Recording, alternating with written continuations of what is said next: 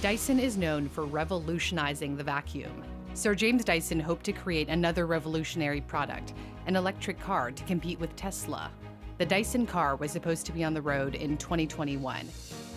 But then the project got axed. Constructing cars at any scale takes blood, sweat, tears, and even more money. It was too expensive to build. Dyson has a legacy to protect. So does Sony. The Japanese tech giant is one of the most recognized brands in the world, famous for the PlayStation and the Walkman if you're old enough to remember it. But no one saw this coming. Sony took almost everyone by surprise by unveiling an electric car at the 2020 Consumer Electronics Show in Las Vegas. This wasn't just a concept, this was a prototype. The car is drivable. The team that built Aibo, Sony's cute robotic dog, built the car with the help of the renowned Magna Steyr, which manufactures vehicles like the Mercedes-Benz G-Class. This car is called the Vision S, Sony's vision for the future.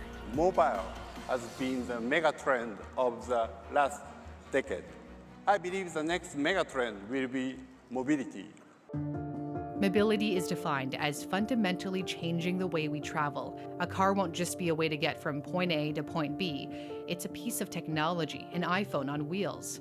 The vehicle will be connected to the internet.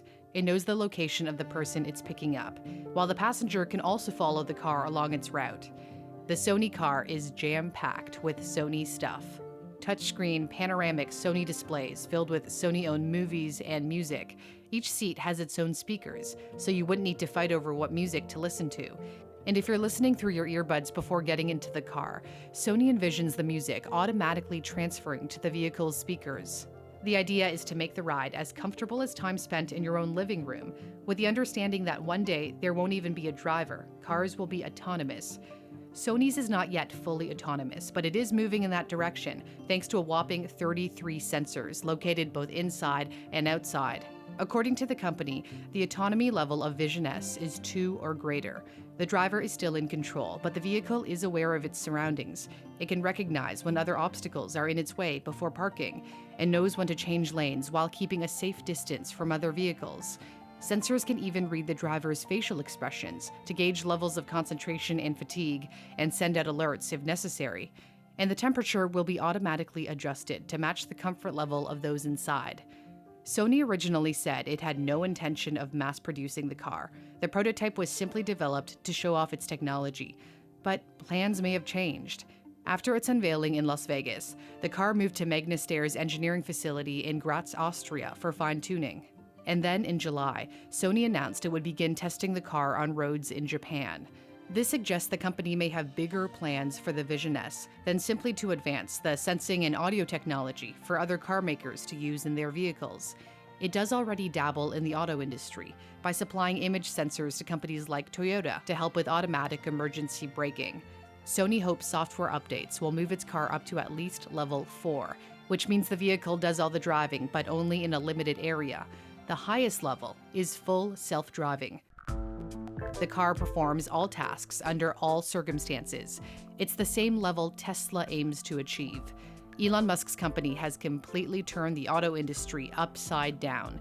Other electric cars are often compared to a Tesla.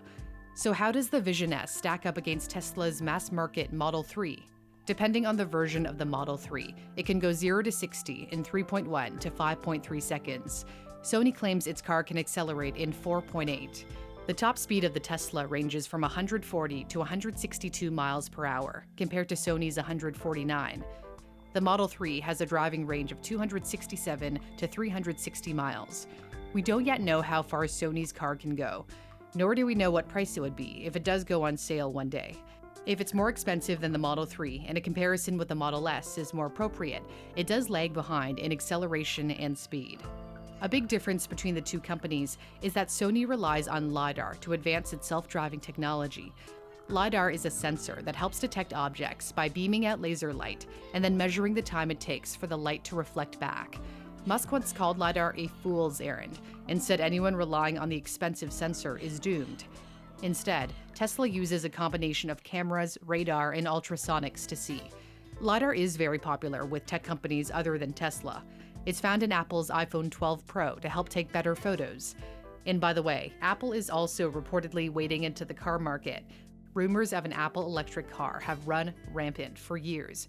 It even hired a bunch of engineers from Tesla, but its efforts have been shaky from the start. With leadership changes and hundreds of layoffs from the car division a couple of years ago, Apple's direction has reportedly shifted to developing an autonomous driving system rather than a complete car, but who knows what the future holds. Apple's challenges show just how difficult it can be, even for well-established companies, to build electric cars. Dyson learned that the hard way, but the difficulty doesn't appear to deter Sony. We are excited about the road ahead of us. It will be a long road ahead. If Sony does end up producing a car for the masses, be prepared to wait, because autonomous cars need to clock in a lot of hours in order to gather enough driving data. Although Sony hasn't provided many updates about the development of its car, all the pieces of the puzzle seem to point to more than just a prototype.